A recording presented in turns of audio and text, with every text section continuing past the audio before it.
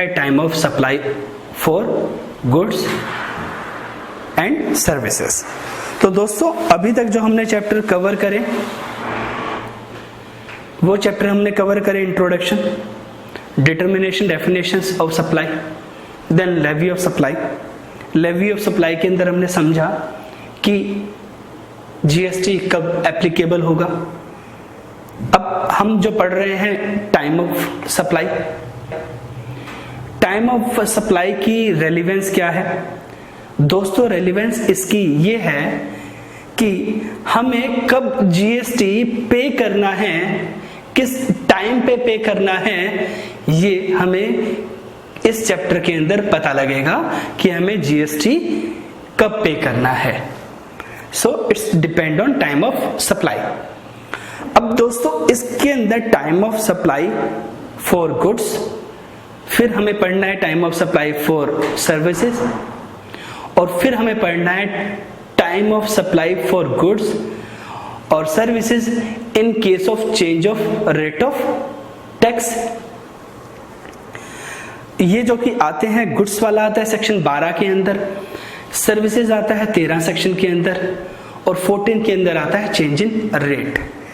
तो ये दोस्तों ये 3 प्रोविजन है जिसके अंदर time of supply of services cover होता है। तो सबसे पहले हम चलते हैं दोस्तों time of supply of goods पे।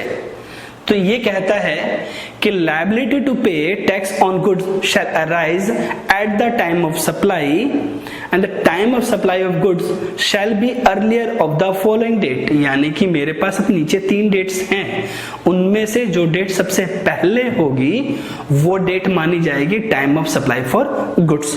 अब वो 3 डेट कौन कौन से दोस्तों?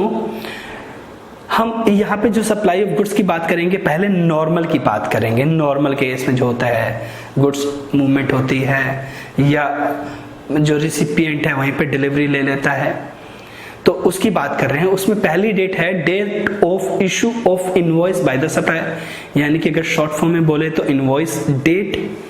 Second, last date on which he is required, यानी कि supplier is required to issue invoice as per section 31(1). दोस्तों सेक्शन 31 जो है टैक्स इनवॉइस के चैप्टर का सेक्शन है जो बताता है कि इनवॉइस कब और किस फॉर्मेट के अंदर इशू करा जाएगा, उसके अंदर क्या डिटेल जाएगी। तो अभी हमारे लिए रेलिवेंट क्या है, कब इशू करा जाए। तो इसके अकॉर्डिंग सेक्शन 31 के अकॉर्डिंग जो डेट में हमें इनवॉइस करना है वो वाली डेट है, यानी कि इसको हम शॉर्ट फॉर्म में बोल देते हैं सेक्शन 31 डेट। फिर थर्ड क्या है, date of receipt of payment with respect to supply, यानी कि ये जो ऊपर सप्लायर ने माल सप्लाई करा है गुड्स, उसकी पेमेंट वाली डेट यानी कि पेमेंट डेट। इन तीनों डेट में से जो डेट पहले होगी वो क्या होगा, place of supply for goods. कौन कौन सी डेट दोस्तों रिवाइज करते हैं? पहली हमारे पास इनवॉइस डेट, दूसरी दोस्तों date section 31 date, and third payment date. तो इन तीनों डेट में से जो डेट पहले होगी वो क्या होगा, time of supply of goods होगा। इसके बाद इसके अंदर दोस्तों 2 एक्सप्लेनेशन ऐड करी गई हैं, A एंड B। तो एक्सप्लेनेशन क्या कहती है? पहली एक्सप्लेनेशन कहती है कि if payment received up to ₹1000 then time of supply at the option of the supplier. तो अगर 1000 से नीचे की सप्लाई है गुड्स की, तो उस केस में उस सप्लायर के पास ऑप्शन है ये जो 3 डेट में से, यानी कि अगर वो पेमेंट के टाइम पे या डिलीवरी इनवॉइस के टाइम पे वो जीएसटी पे कर सकता है, वो उस टाइम अपनी लायबिलिटी असर्टेन कर सकता है। 1000 तक के वाले के लिए सप्लायर के लिए बिलिंग के लिए छूट दे रखी है। दूसरा जो एक्सप्लेनेशन वो क्या है, supply shall be deemed to have been made to the extent it is covered by the invoice और द पेमेंट। तो दोस्तों ये एक्सप्लेनेशन क्या कहती है कि मान लीजिए ऊपर 3 वाली डेट में से आपकी अर्लीस्ट डेट क्या बनती है, इनवॉइस की डेट बनती है। तो सप्लाई कितनी मानी जाएगी, जितनी इनवॉइस के ऊपर वैल्यू लिखी होगी। मान लेते हैं कि टाइम ऑफ सप्लाई जो बनता है उसमें अर्लीस्ट डेट आती है पेमेंट की, तो पेमेंट जितनी कलेक्ट करी है उतनी ही टाइम ऑफ सप्लाई मानी जाएगी, उतने ही जीएसटी लायबिलिटी कैलकुलेट होगी उस टाइम के लिए। तो फॉर एग्जाम्पल कि इनवॉइस मैंने 1 लाख का इशू करा और पेमेंट आया 50,000 रुपए का, और पेमेंट ये 50,000 मेरे पास एडवांस आ गया, तो अर्लीस्ट डेट ऑटोमेटिकली क्या बन जाएगा दोस्तों, पेमेंट वाला। तो अब बताइए जीएसटी मुझे 1 लाख पे देना है, 50,000 पे देना है, ये एक्सप्लेनेशन बोल रही है कि 50,000 पे देना है।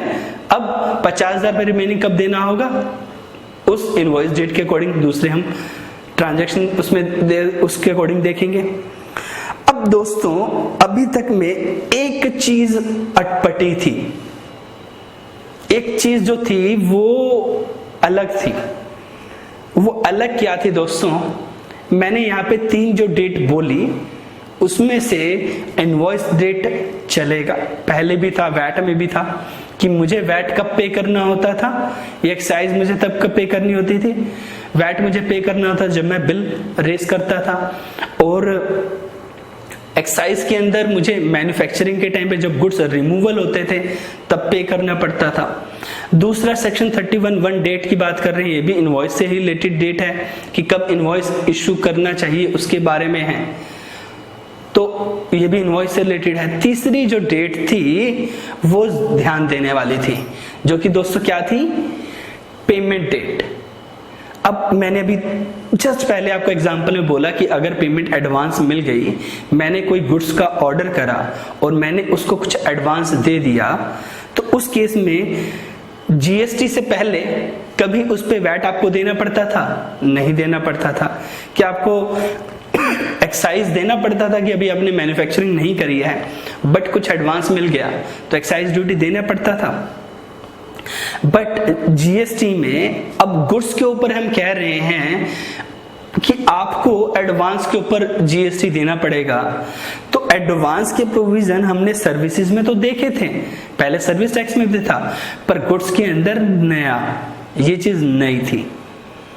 अब दोस्तों यहां पे ट्रेडर्स तो नाराज होंगे ना कि ये उनका जो जनरल प्रैक्टिस है बिजनेस की उसमें तो गलत हो रहा है, प्रैक्टिस में भी गलत हो रहा है। दूसरी एक चीज और भी है दोस्तों ध्यान देने वाली, नेचर में गुड्स की नेचर क्या है दोस्तों, टेंजिबल है, दिखती है, यहां से वहां गई, क्योंकि आप सप्लाई पे तो टैक्स ले रहे हैं।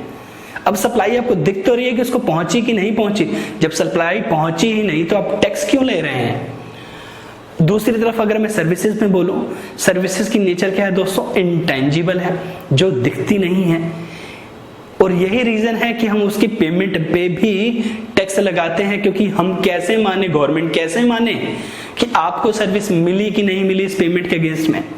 तो वहां तो लॉजिक समझ में आता है कि सर्विसेज पे आप एडवांस पे भी टैक्स लगाएं, बट यहां गुड्स के केस में अनजस्टिफाइड था और गवर्नमेंट ने इसको नोटिस भी करा, और फर्स्ट इसके अगेंस्ट में नोटिफिकेशन निकाला 13 अक्टूबर को, और उसमें बोल दिया कि दोस्तों अगर वो सप्लायर जो कि सप्लाई कर रहा है गुड्स की, अगर उसकी टर्नओवर 1.5 करोड़ से नीचे है तो उस केस में एडवांस के ऊपर जीएसटी नहीं लगेगा।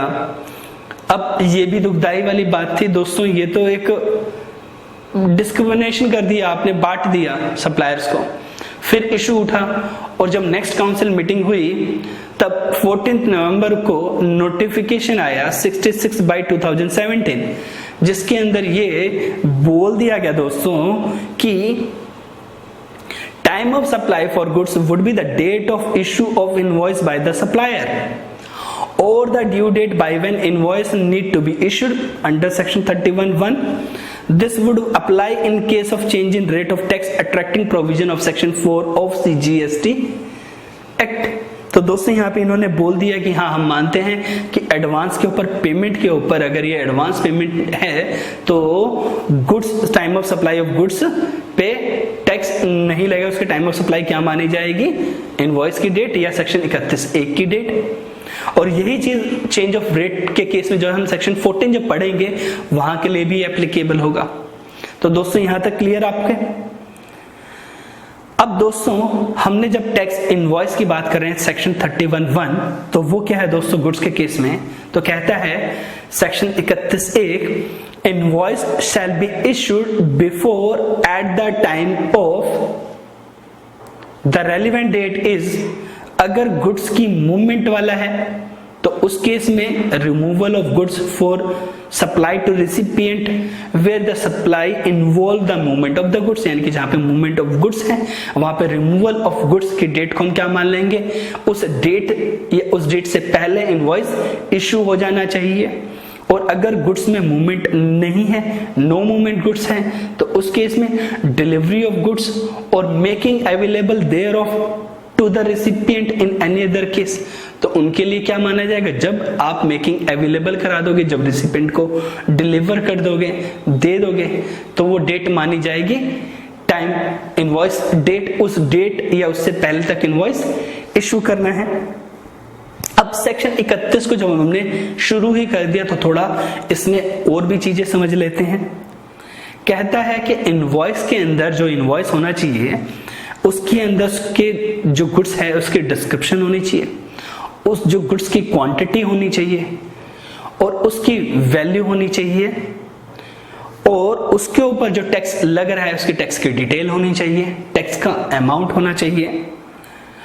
और एक नीचे उसने प्रोविजन जोड़ दिया कि central government, state government may specify the category of goods and और supplies in respect of which tax invoice shall be issued within such time as may be prescribed, यानी कि सेक्शन 31A के तो है general provision है, इसके अलावा अगर सेंट्रल गवर्नमेंट, स्टेट गवर्नमेंट चाहे तो स्पेसिफिक कुछ गुड्स या सर्विसेज के लिए टाइमलाइन डिसाइड कर सकती है कि इनवॉइस कब तक इशू करना है।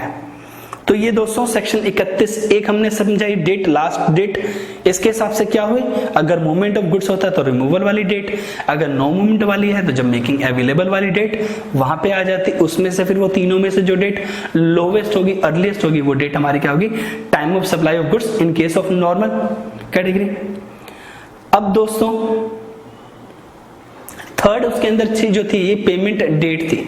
अब ये पेमेंट डेट भी कौन सी, डेट तो बहुत सारी होती है पेमेंट की, क्यों, चेक पे भी एक डेट लिखी होती है, जब हम अपने पास अकाउंटिंग में एंट्री करते हैं वो एक डेट होती है, जब हम उसको चेक है मान लीजिए उसको हम क्लियरिंग में लगाते हैं तो जिस दिन क्लियरिंग में लगाते हैं वो एक डेट होती है उस बैंक वाले स्लिप के ऊपर, और जिस दिन वो क्लियर होके मेरे बैंक अकाउंट में क्रेडिट होता है चेक, वो भी एक डेट होती है। तो इतनी सारी डेट के अंदर मेरी पेमेंट डेट कौन सी, तो पेमेंट डेट कौन सी होती है, ये एक्सप्लेनेशन में अंदर बोला है, the date on which supplier receive the payment shall be earliest of, तो यहाँ पे भी अर्लीस्ट ऑफ का यानी कि दो डेट हैं, उन दो डेट में से जो डेट पहले होगी वो डेट मानी जाएगी पेमेंट डेट। तो पहली है दोस्तों date on which payment is entered in the books of account of supplier, supplier के बुक्स में जिस दिन एंट्री हो जाएगी पेमेंट की वो वाली डेट, या date on which payment is credited into the bank account, यानी कि क्रेडिट बैंक अकाउंट किसका, सप्लायर का, यानी कि जिस दिन सप्लायर अपने बुक्स में एंट्री कर ले वो वाली डेट देखेंगे, या बैंक में जब पैसा सप्लायर के अकाउंट के बैंक में अकाउंट में पैसा क्रेडिट हो जाएगा वो डेट देखेंगे। इन दो डेट में से जो डेट पहले होगी वो डेट क्या होगी, पेमेंट डेट। तो यहां से हम पेमेंट डेट निकालेंगे और वहां पे 3 कंडीशन में रखेंगे और देखेंगे earliest.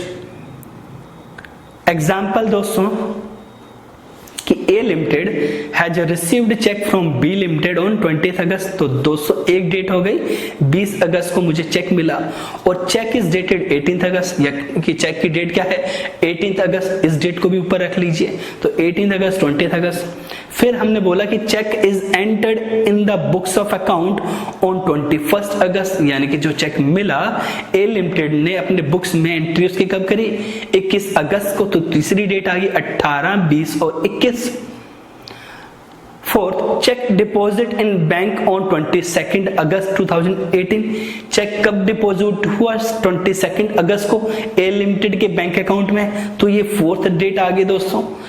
And cheque cleared on 24 August, तो पांचवी डेट आ गई 24 अगस्त, जिस दिन चेक बैंक अकाउंट में उसके क्रेडिट हो गया A लिमिटेड के।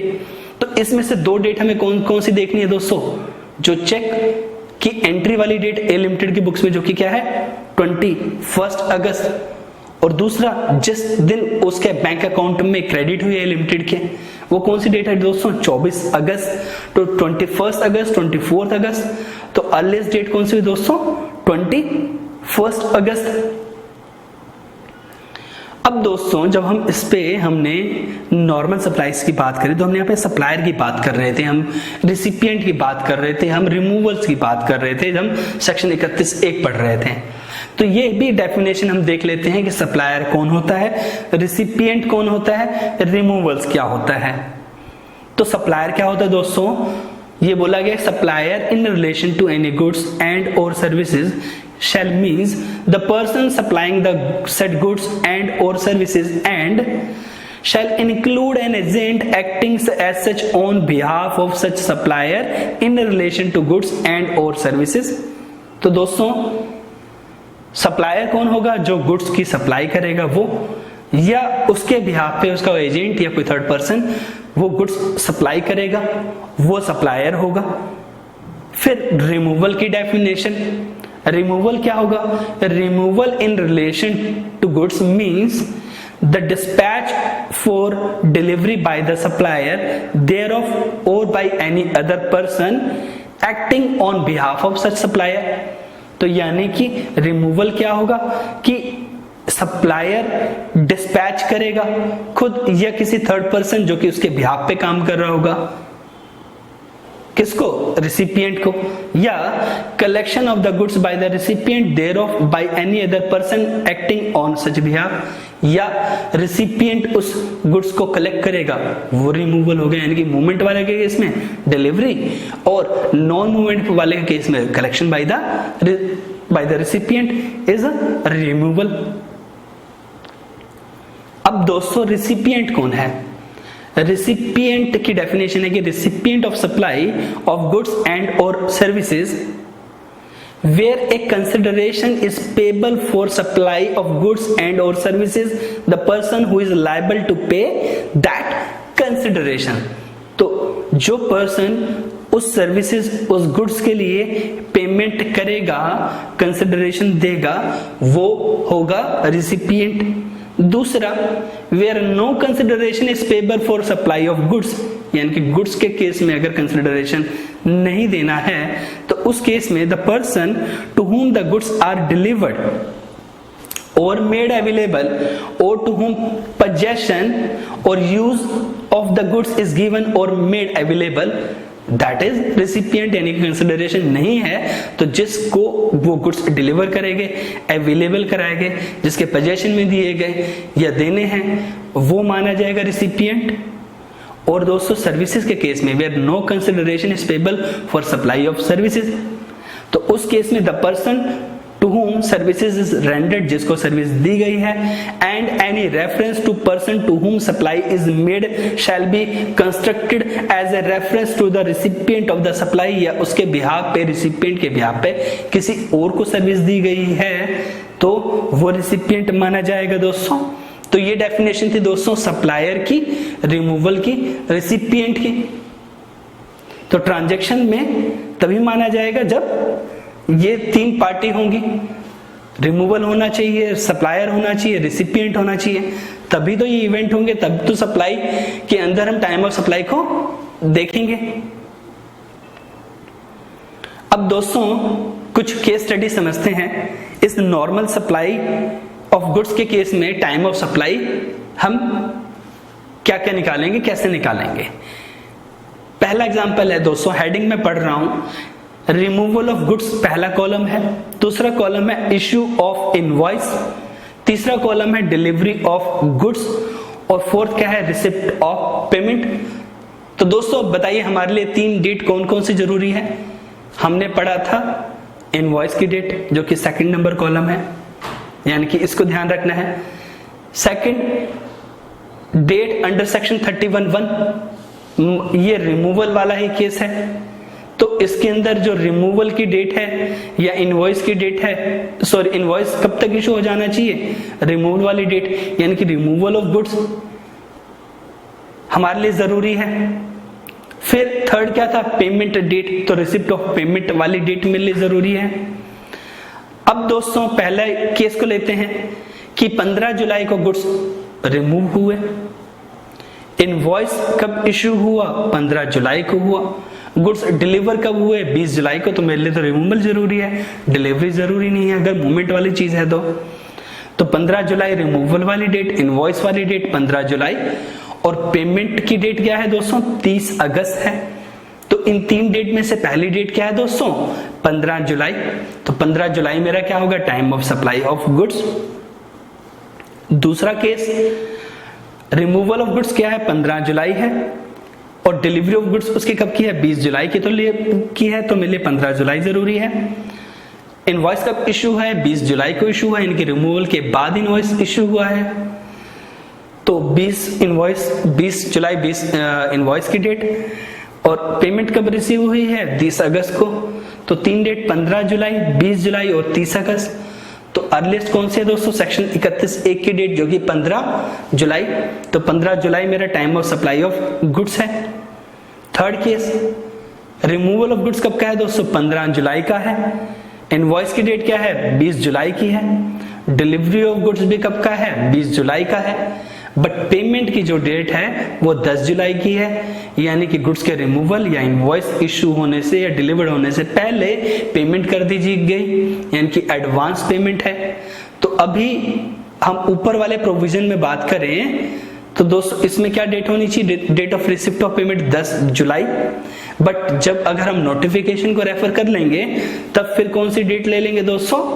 फिर हम डेट ले लेंगे रिमूवल या इशू ऑफ इनवॉइस में से जो पहले वाला जो कि है 15 जुलाई। फिर दोस्तों फोर्थ केस, 15 जुलाई को गुड्स रिमूव हुए हैं, 20 जुलाई को इनवॉइस इशू हुआ है, डिलीवरी ऑफ गुड्स 20 जुलाई को है, और पेमेंट कब रिसीव हुई है? 10 जुलाई को 50% पेमेंट रिसीव हुई है, और 50% की जो पेमेंट रिसीव हुई है वो इनवॉइस इशू होने के बाद हुई है। अब यहां पे हमारा वो एक्सप्लेनेशन काम आएगा। अब इनवॉइस गुड्स कब रिमूव हो गए? 15 जुलाई, एक डेट पकड़ लीजिए। इनवॉइस कब इशू हुआ? 20 जुलाई को, और पेमेंट आई है 10 जुलाई को। बट 10 जुलाई को पेमेंट कितनी आई है दोस्तों? 50%। तो 50% के लिए टाइम ऑफ सप्लाई क्या होगा? अर्लीस्ट डेट 10 जुलाई, और बाकी 50% के लिए टाइम ऑफ सप्लाई क्या होगा दोस्तों?